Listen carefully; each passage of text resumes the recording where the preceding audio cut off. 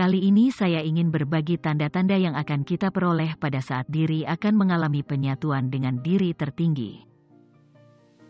Biasanya penyatuan ini disebut dengan union dengan diri sendiri. Union dengan diri sendiri adalah langkah awal sebelum terjadi union dengan si kembaran jiwa. Bagaimanapun usaha kita ingin menyatukan diri dengan kembaran jiwa, tidak akan tercapai jika belum menyatu dengan diri sendiri terlebih dahulu. Dan sudah pasti beberapa orang akan kesulitan menerima pengertian union dengan diri sendiri, karena selama ini kita sudah merasa menjadi diri sendiri. Saya juga dahulu merasa seperti itu. Sebelum mengenal arti dari union dengan diri sendiri, saya sibuk memaksa semua hal agar mengikuti kemauan saya. Dan kemauan itu ternyata berada di level terendah.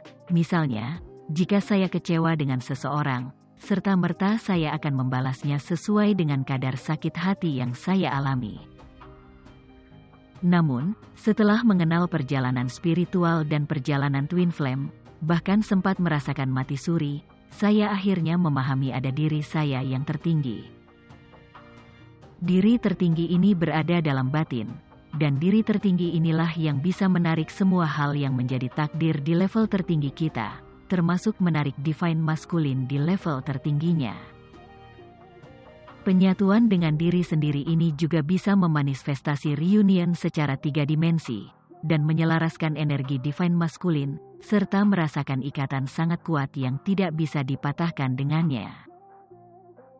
Berikut ini tanda-tanda yang dialami sebelum merasakan union dengan diri sendiri, atau tanda-tanda akan segera terjadi union dengan diri sendiri. Pertama, mengalami hubungan yang sangat tidak bahagia yang membuat kita merasa tidak berharga dan tidak lengkap, hancur lebur karena rasa kecewa dan sakit. Kita berurusan dengan hubungan yang didasarkan pada kondisi tertentu, misalnya, terpaksa tetap menjalin hubungan karena peraturan yang tidak membolehkan adanya perpisahan. Setiap kali kita mencoba memberikan upaya terbaik untuk membuat hubungan itu lebih baik, kita justru menemukan bahwa tidak ada cara yang berhasil. Pada akhirnya hubungan yang kita jalin hanya menguras habis energi. Kedua, tumbuh secara spiritual dan kesadaran sudah tinggi. Tetapi masalah batin masih belum sembuh sepenuhnya. Sudah ada kesadaran tentang arti perjalanan spiritual, atau mulai mengenal diri sendiri sebagai makhluk spiritual, manusia yang berketuhanan. Tetapi kesadaran spiritual ini belum mampu menyembuhkan semua luka batin dan trauma-trauma yang pernah dialami. Ketiga, mulai berada di tengah proses kenaikan atau kebangkitan, di mana kita merasa benar-benar terjebak dalam perjalanan spiritual. Dan karena itu, kita sudah memulai percakapan dengan alam semesta dan dapat menerima jawabannya.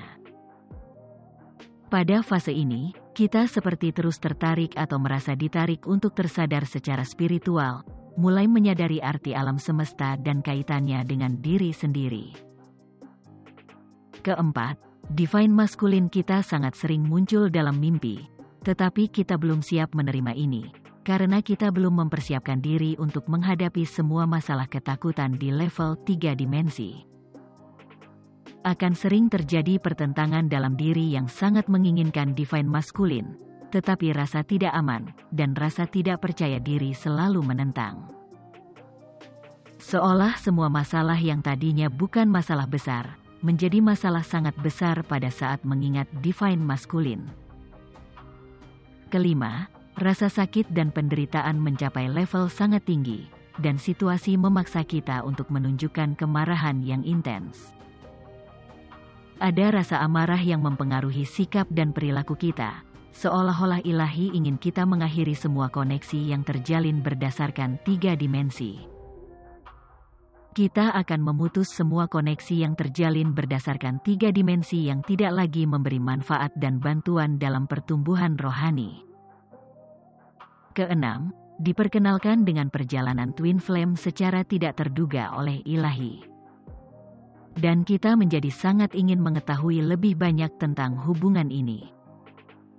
Beberapa mungkin tetap dalam kebingungan tentang arti twin flame dan meninggalkannya, tetapi anehnya, kita akan kembali diperkenalkan lagi. Sampai akhirnya kita memahami dengan jernih arti koneksi-koneksi yang pernah terjalin dalam kehidupan kita.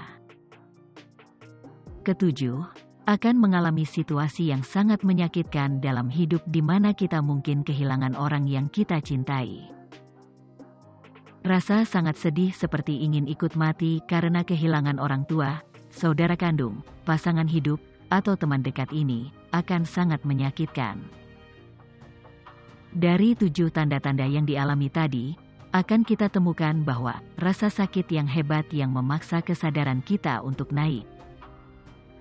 Semua masalah hidup yang sangat berat merupakan kode dari Tuhan dan semesta bahwa kita akan dinaikkan ke level lebih tinggi. Hanya saja sebagai manusia yang lemah dan selalu mengeluh, kita tidak menyadarinya, karena sibuk fokus dengan rasa sakit.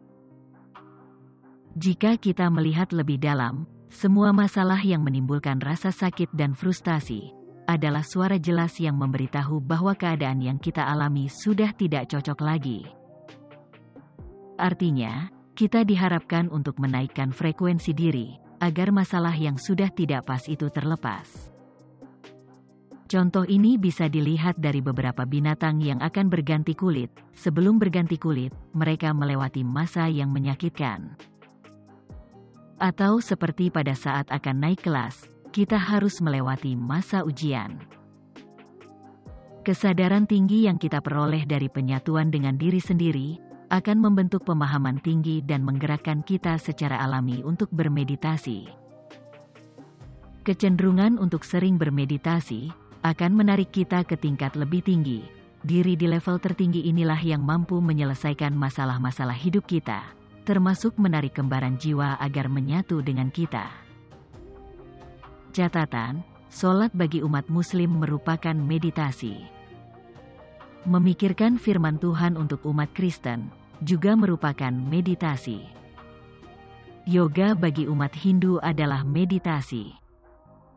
Meditasi itu menenangkan lalu menyatukan diri sendiri dengan cara mengenal diri sendiri dan semua unsur-unsur alam semesta yang ada di dalam diri kita. Dengan melakukan meditasi, kita akan memahami diri sebagai makhluk spiritual yang memiliki Tuhan sebagai pencipta kita dan alam semesta. Catatan ini sengaja saya buat, agar kita semakin yakin akan diri sendiri, dan tidak lagi berharap atau membuang begitu banyak uang hanya demi ke orang pintar di saat masalah datang menghampiri. Semoga bermanfaat, bisa dipahami, dan terima kasih semua.